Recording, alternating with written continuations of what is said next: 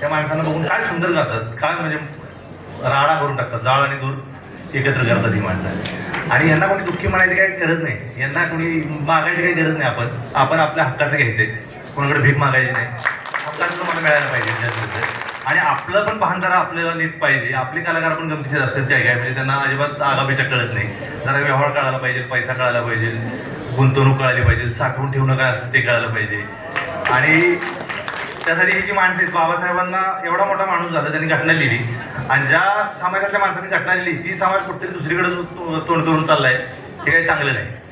तर त्या समाजानं ह्या वाटेवर आलं पाहिजे आणि आपली काळजी आपण घेतली पाहिजे. दरवेळेस दुसऱ्यासमोर हात पसरवायच्या ऐवजी आपला हक्क आपण मागितला पाहिजे, त्याचं भान आपल्याला पाहिजे. कलाकार त्याशिवाय मोठा होत नाही. किशोर कुमारचं ते उदाहरण आहे की ते कारमधून उतरायचं नाही, चहा कपान आलं का म्हटले तरच ते खाली उतरून गायला यायचे. आपले लोक कुठेही जातील, गावून जातील, पैसे दिले नाही दिले, स्वतःची गाडी करताना येतील जातील, तर स्वतःची इज्जत करायला पाहिजे.